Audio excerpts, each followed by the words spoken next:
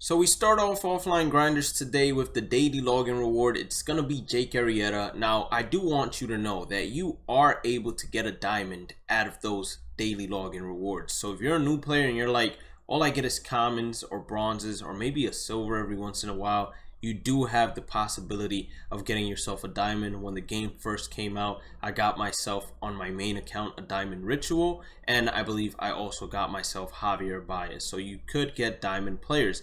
Now, what are we going to be focusing on today? We're going to be focusing on player programs, how we were previously, but in particular, we're going to start from inning number 1 and work our way up to the current inning, which is the 8th inning program. And very soon, we're going to get an additional player program for the 8th inning. But let me go ahead and tell you why you want to start working on these. Now, when you go ahead and do these moments and you complete all of them, you get yourself Yankees, or whatever team the player program belongs to. You're gonna get live series players from those teams, and usually it contains 2 silvers and 2 bronzes, and who knows, with the way updates are going, maybe those silvers can turn into golds, or maybe those bronzes can turn into silvers. But regardless, what that does is it helps you do collections. And if there are certain mission requirements, for example, this one, they don't have any offline mission requirements except for the play versus CPU. But if there was an offline mission requirement, such as the Carlos Gonzalez, and we had some Rockies packs, and there were some silver Rockies hitters, we would be able to use that on our conquest grind or on our play versus CPU grind in order to finish that up. So we're going to start with the first inning program. As I said, we got Curtis Granderson. We only have one more moment to do from him, and it's basically to tally 1 hit. Once we tally that 1 hit, we're going to get 2 extra live series packs from the New York Yankees. Now, these packs, you cannot sell the items within it. So you're going to get 2 bronzes, 2 silvers, non-sellable. And the reason we haven't gone into collections just yet is because I want to make sure that we do every single program, we do every single conquest map, etc. That way we lock in everything that is non-sellable already. We don't lock in a card that we can sell to the community market, but because we locked it in too early, we weren't able to sell it to the community market when we get ourselves a duplicate.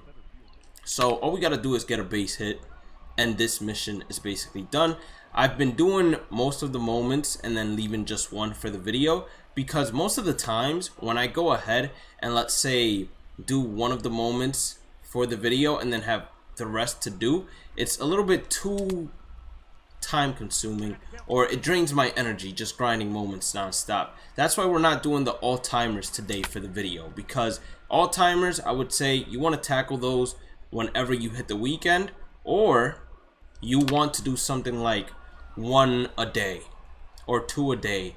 Work your way towards the 30 total for the first half, and then you are going to advance to Hall of Fame, which are going to be a lot more innings and a lot more difficult. So we're going to get ourselves 3 total packs of Yankees Live Series players, and then for the second program, that's in the first inning program, I believe that was Kerry Wood, and we did Kerry Wood yesterday. So we're done with the first inning program. So we got the second inning program to do as well. I already did most of these. With Al Kaline, all we have to do is get a hit, and then we're done with this one as well. So clearly, as you guys can see, I did all of the hard ones and I left the easiest ones for me to do on video. That way, doing the moments, etc., isn't going to be too time consuming.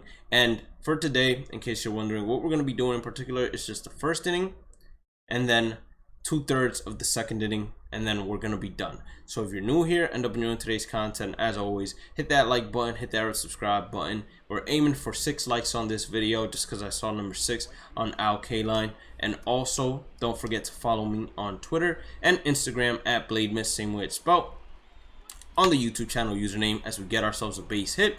And we basically finish this moment as well. Actually, it's going to be an extra base hit, considering it's going to be a double. And last but not least, click on the channel community tab, interact with me there. If you want to watch this from episode number 1, if you're a new player, just click on playlist, click offline grinders, start watching it from episode number 1. And all I'm doing is making it the most effective way and least time consuming to complete all of these player programs and to grind this game out, basically.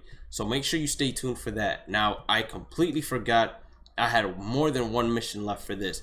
But when it comes to, let's say, pitching 3-inning games or pitching innings, etc., as long as they don't have a walk requirement where you must not exceed, I would suggest walking the first batter, especially whenever you have a pitcher that has an extremely long pitching motion with nobody on base. For example, Bob Gibson, he has an extremely long pitching motion. So does Sonny Gray. So with those pitchers, even if it says do not give up 1 run, I generally always walk the first batter. So you guys are going to see it right here. For example, we got Mike Moustakas.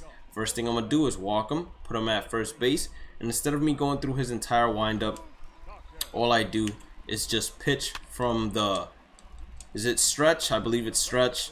And you just call it a day. Everything goes by quicker. And to be honest with you all, if you were going to give up a run, if they were going to hit a home run, it shouldn't really matter if you put the runner on first base. It only matters if you go ahead and give up a single and then another single, and then that runner, of course, ends up scoring, and he wouldn't have otherwise. But if you give up 2 back-to-back singles, then I don't think your pitching is up there just yet, and you just need to practice a little bit more on mixing your pitches and trying to locate a little bit better, especially against the CPU, which you don't really need to be a master of location. As you guys can see right here, I basically just throw inside, off speed away, strikeout pitch, inside fastball. Sometimes I switch it up and I go with a down low curveball, etc. But I just try to paint the corners, because just like it is difficult to hit pitches in the corners in real life and online, it's difficult for the CPU in a way to hit it as well. They only smack it completely, like you guys saw right there. Thankfully that went foul. When it's hung, that's the only time you'll see the CPU absolutely destroy a pitch. So I don't want to show you guys the windup because it'll literally bore me to death, but you guys get the idea. So what I'm gonna do, instead of actually just like completing this entire thing, well actually no, I want to show you guys, because the pitcher is gonna come up to hit most likely next inning unless I give up a base hit right here. And whenever the pitcher comes up to hit, instead of me walking the pitcher, since it's the pitcher hitting, I'd rather just pitch to him and get an easy out. I'd rather not have the leadoff man hit with a runner on first base. Would have hoped that would have stayed fair, but that didn't work out for us right there. And I just keep on spamming the same pitch too, because eventually they are going to strike out, believe it or not. And whenever you have to hit and you're doing a pitching moment, unless you have to get a base hit with, which one of these moments with Bob Gibson, you have to get a base hit with the pitcher, I generally just bunt every single time, just so I don't take pitches and I basically don't waste time. So this is what I'm talking about when I say some pitchers have an extremely long windup. Bob Gibson, for example, I'd say this takes about 2 to 3 seconds for him to deliver the pitch home. And if you have somebody on first base pitching from the stretch, it literally takes less than 1 second for him to go into the throwing motion. Makes everything a lot easier. We're going to do the same thing we did previously. Intentionally walk Mike Moustakas. After we intentionally walk Mike Moustakas, we just go ahead and go right after Joey Votto, looking to not hang a pitch, of course, and just dot everything else. And we're going to have, we did the Cardinals, basically. We did the Tigers, and we did the Yankees. So we should have 9 packs to open up in terms of live series players. And then we might have some 8th inning program packs to open up, and maybe some experience packs to open up as well. And then after that, we're just going to take a quick look at the player program, show you guys that it is not complete. We most likely, with each and every single player, are going to need to play versus the CPU in order to complete the missions. But while we do the play versus CPU, we're going to be doing the monthly awards where we have to grind out stats, etc. So everything is just going to come in nicely. It's going to mold in nicely. And I wouldn't say halfway done with moments, but we're nearing halfway there, which is pretty good. So I'll be right back. So we went ahead and finished the final one. We got ourselves the St. Louis pack, most likely ×2. So we got 3 of the Cardinals, Tigers, and Yankees. As I said previously, we're going to go to open packs, and we're going to open all of them up. Now, once again, as I said previously, there is a good chance that you're going to get duplicates. That Gleyber Torres pull right there is not bad at all. Even though it's non-sellable, it's not bad at all. Because Gleyber Torres, if he heats up again, he has a good opportunity of actually going back to gold.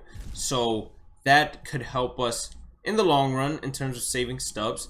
For the Detroit Tigers, I don't think it's really too important as we get ourselves duplicates. I'm not sure if they even have a bunch of silvers. That's why you might see a lot of duplicates when it comes to the Tigers. Maybe that's the same case when it comes to the Cardinals, even though I do believe that the Cardinals, compared to the Tigers, they should have a couple of more silvers, etc. But that's what the pack opening of this video is going to consist of, as we get ourselves 2 Dakota Hudsons. It doesn't really matter the bat flip that you get, but as I said previously, right now we're working on these missions for the inning programs. Once we get ourselves to 42 program points, we know that all that's left is playing the CPU, and that's going to be the case for every single program. We're going to go ahead and try to knock these out as soon as possible, doing 3 a day, just because of the simple fact that I know that on the weekdays you usually have less time to play than on the weekends, and I don't want to go ahead and kill you with all timers. We're going to save all timers for the weekend, and then hopefully this Friday, Saturday, Sunday we can knock out the entire thing and then get ourselves closer to either play versus CPU or conquest. But if you did end up enjoying today's content, make sure you guys go ahead and hit that like button, red subscribe button. Don't forget to follow me on all social medias at Bhlademyst. Same with spot on the YouTube channel username. Click on the channel community tab, interact with me there. Have a blessed day and night. Stay positive, stay safe, stay blessed. 4 grams, as I always say. Click on the channel playlist, watch Offline Grinders from episode number 1. Love you all. Peace out.